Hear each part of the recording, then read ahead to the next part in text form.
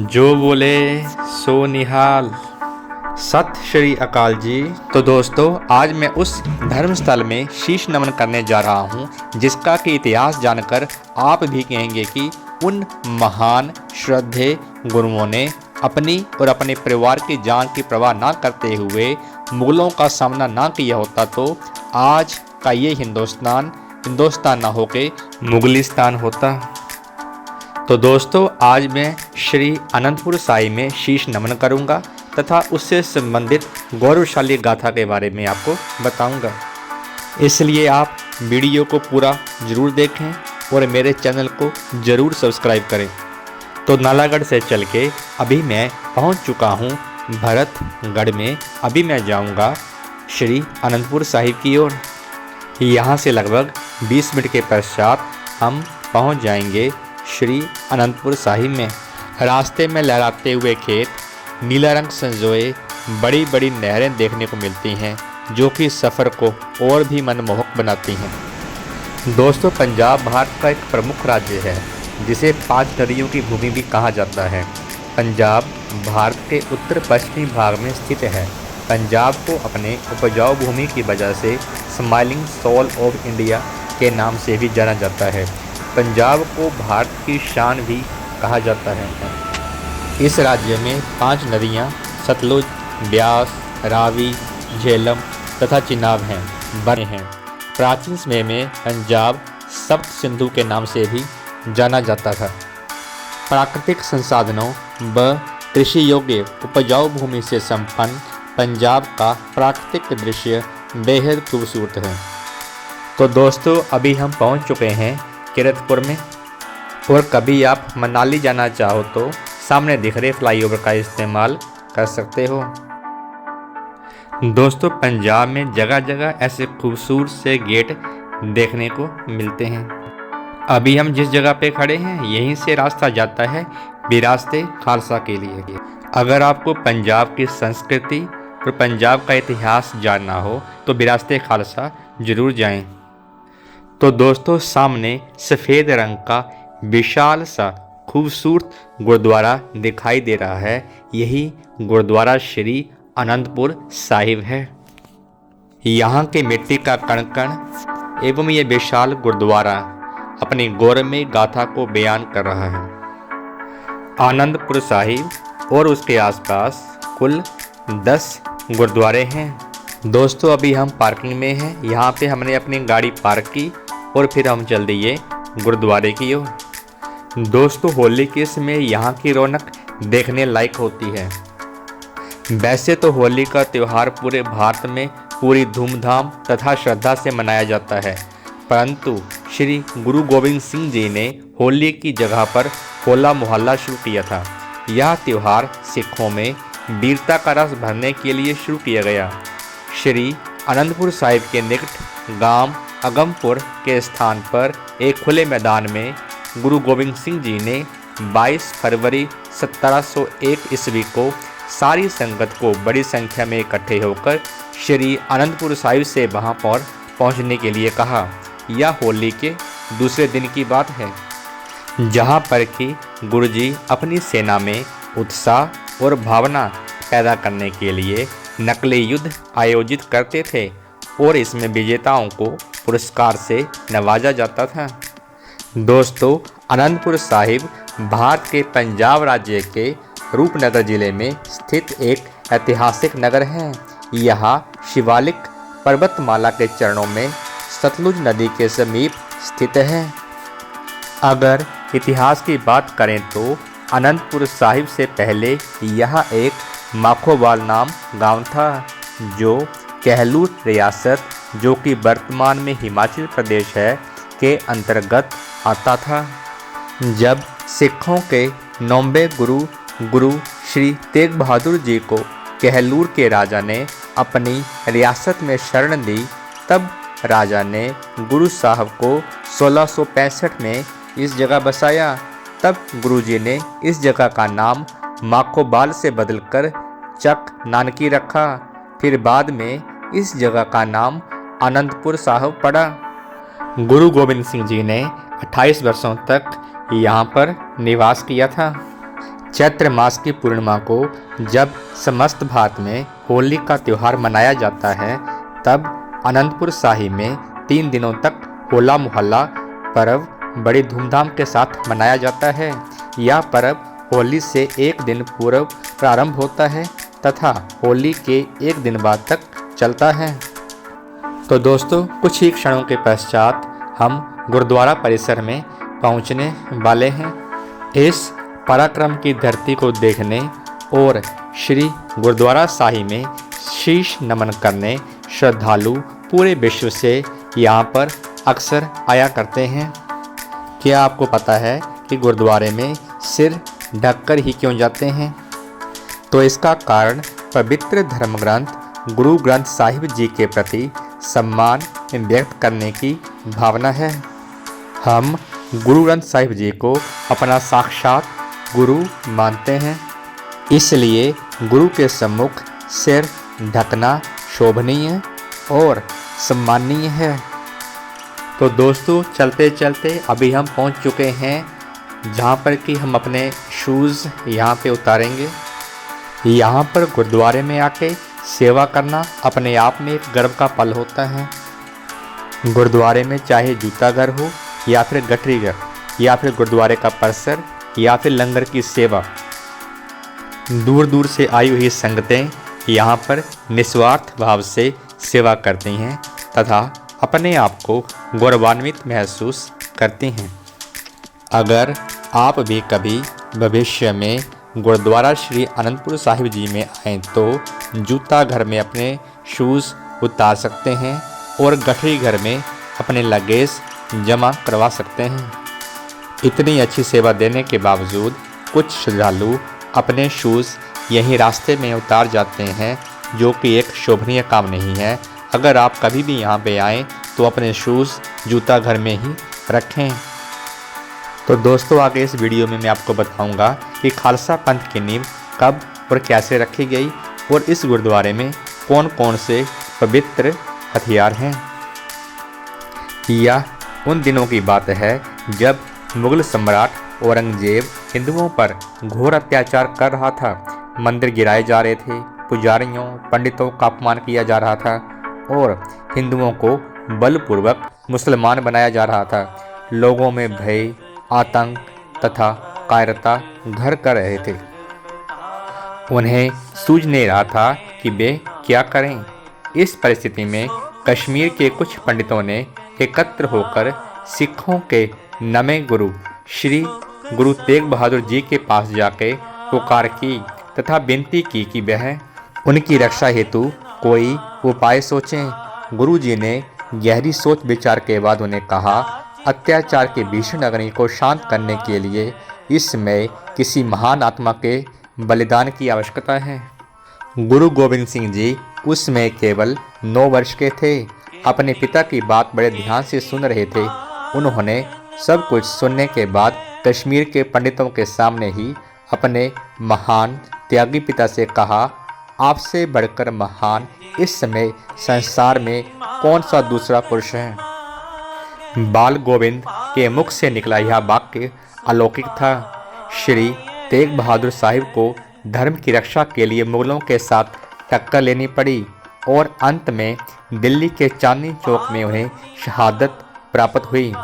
चांदनी चौक में शीशगंज उनकी पवित्र शहीदी यादगार है।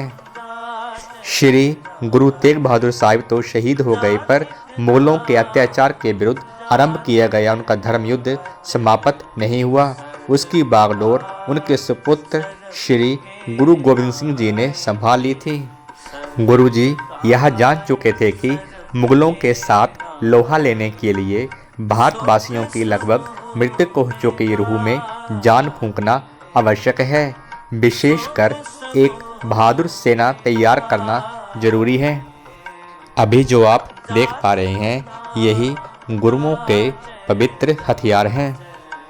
अंततः 30 मार्च 1699 के दिन गुरु जी ने भारत के विभिन्न कोनों से अपने श्रद्धालुओं को आनंदपुर साहिब में एकत्रित किया और वहाँ बड़े ही अनूठे ढंग से उन्होंने 5 प्यारों की सृजना की।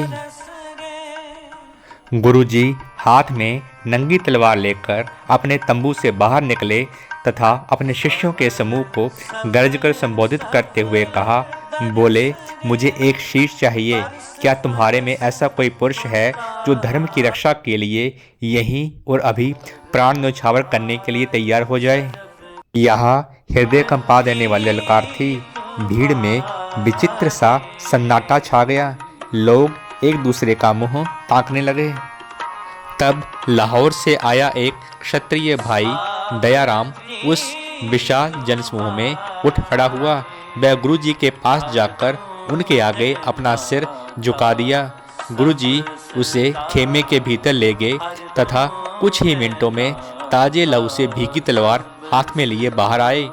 तब एकत्रित भीड़ से वही प्रश्न पुनः दोहराया।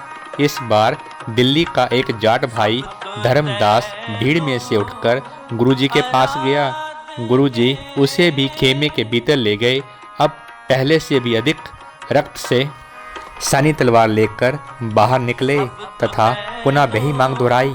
इस बार जगन्नाथपुरी निवासी भाई हिम्मत राय, जो कि जाति के जीवर थे, ने अपना शीश गुरुजी को भेंट करने की पेशकश की, परंतु गुरुजी ने वही मांग वही ललकार दोहराई।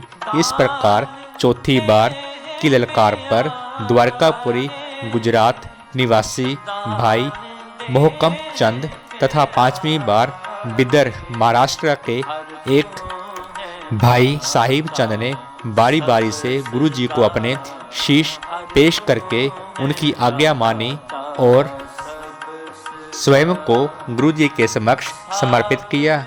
जब 5 गुरुपुत्र अपने शीश दे चुके थे, तब भी लोग डरे, सहमे तथा भयभीत दिखाई दे रहे थे कि गुरुजी को यह क्या हो गया है। पर आने वाला समय कुछ और ही प्रकट कर रहा था। 5वें व्यक्ति को खेमे के अंदर ले जाने के उपरांत गुरुजी कुछ ही देर बाद मुस्कुराते हुए बाहर आए तथा उनके पीछे पीछे वही 5 आत्म बलिदानी थे जिन्हें वह बारी बारी भीतर ले गए थे। गुरुजी ने उन 5 पुरुषों को 5 प्यारे कह के पुकारा, जो उनकी कठिन परीक्षा में उत्तीर्ण हुए थे। यह 5 सिख अलग अलग जाति जगह से संबंध रखते थे। गुरुजी ने इन्हें 5 प्यारे से संबोधित किया। फिर इन्हें अमृत दिया गया और उसके बाद उनके नाम के साथ सिंह जुड़ गया और उन्हें आशीर्वाद दिया गया। तत्पश्चात गुरु साहिब जी ने 5 प्यारों से अमृत लिया और उनका नाम श्री गुरु गोविंद राय से श्री गुरु गोविंद सिंह जी हो गया।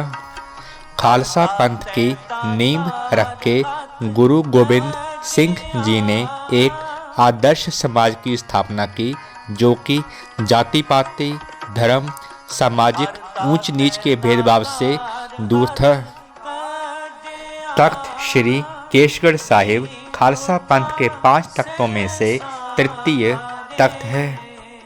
जब गुरु तेग बहादुर जी ने धर्म की स्थापना के लिए दिल्ली के चांदनी चौक में आत्म बलिदान दिया था, तब उनके शीश का अग्नि संस्कार आनंदपुर साहिब में किया गया था। इस कारण भी इस स्थान का विशेष धार्मिक महत्व है। गुरुद्वारा श्री केशगढ़ साहिब में गुरु श्री हरगोबिंद सिंह जी, गुरु श्री तेग बहादुर जी, गुरु श्री गोविंद सिंह जी के पवित्र हथियार हैं। गुरु अर्जन देव और गुरु तेग बहादुर को पंजाब वासी तो क्या, कोई भारतवासी भी नहीं भुला सकता। गुरु गोविंद सिंह जी के छोटे छोटे बच्चों ने धर्म की रक्षा करते हुए प्राण देना तो स्वीकार कर लिए, पर धर्म छोड़ना स्वीकार ना किया। उनका कहना था, सिर जावे तो जावे, मेरा धर्म ना जावे।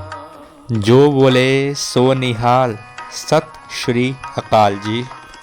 तो दोस्तों, अभी हम जा रहे हैं सीढ़ियों से नीचे उतरकर लंगर हॉल में, जहाँ पर के जाके हम लंगर का प्रसाद ग्रहण करेंगे। यहाँ पर दूर दूर से श्रद्धालु गुरुद्वारे में आते रहते हैं, जिसके कारण कि यहाँ पे अक्सर काफ़ी रश रहता है। दोस्तों, गुरुद्वारा परिसर के अंदर और लंगर भवन में वीडियो बनाना सख्त मना है। तो अभी मैंने लंगर में प्रसाद ग्रहण कर लिया है। तो दोस्तों, अभी वीडियो के साथ जुड़े रहना, क्योंकि आगे मैं आपको ये बताऊंगा कि गतका क्या होता है और गतका करते हुए छोटे छोटे बच्चों को आपको दिखाऊंगा। अभी ये सीढ़ियाँ चढ़ के मैं वापस जा रहा हूँ जूता घर में, जहाँ पर कि शूज़ वगैरह डालने के पश्चात हम चलेंगे विरासते खालसा की ओर। यहाँ आनंदपुर साहिब के बाहर की एक मार्केट है, जहाँ पर कि आप शॉपिंग कर सकते हैं। तो अभी मैं चला पार्किंग की ओर। दोस्तों, क्या आपको पता है कि गतका क्या होता है? गतका सिखों की पारंपरिक युद्ध कला है। वर्तमान में भी सिखों के धार्मिक उत्सवों में इस कला का शस्त्र संचालन प्रदर्शन किया जाता है। पंजाब सरकार ने इस भारतीय मार्शल आर्ट गतका को खेल की मान्यता प्रदान की है। आज गतका भारत का गौरव बन गया है, जिसे छठे सिख गुरु श्री हरगोबिंद सिंह जी ने आत्मरक्षा के लिए शुरू किया था। पीढ़ियों से चले आ रहे और सिख इतिहास में संरक्षित होने के कारण गतका अन्य हथियारों के अलावा तलवार को मुख्य रूप में उपयोग करता है। श्री गुरु हरगोबिंद सिंह जी 2 तलवारें रखते थे, मिरी और पिरी, जो क्रमशः ताकत और आध्यात्मिकता का प्रतीक थी। ये छोटे छोटे स्कूली बच्चे गतका के खेल का प्रदर्शन कर रहे हैं।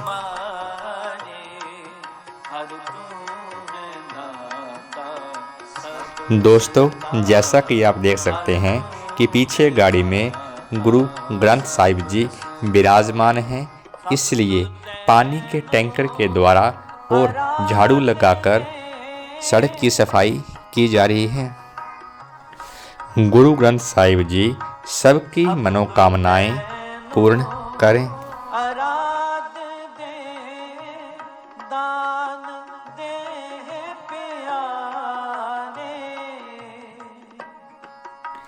तो अभी मैं जिस पार्क में जा रहा हूँ, यहीं से विरासते खालसा के लिए रास्ता जाता है। विरासते खालसा यहाँ से लगभग 500 मीटर की दूरी पर है। क्या आपको पता है कि विरासते खालसा क्या है? विरासते खालसा सिख धर्म का एक संग्रहालय है, जो कि आनंदपुर साहिब में स्थित है। यह संग्रहालय सिख इतिहास के 500 साल और खालसा के जन्म की 300वीं वर्षगांठ के जश्न में मनाया गया। विरासते खालसा खालसा की समृद्ध विरासत और पंजाब के इतिहास और संस्कृति को उजागर करते हैं। विरासते खालसा की 27 गैलरियां हैं। इन गैलरियों में पंजाब की विरासत को बखूबी से पेश किया गया है।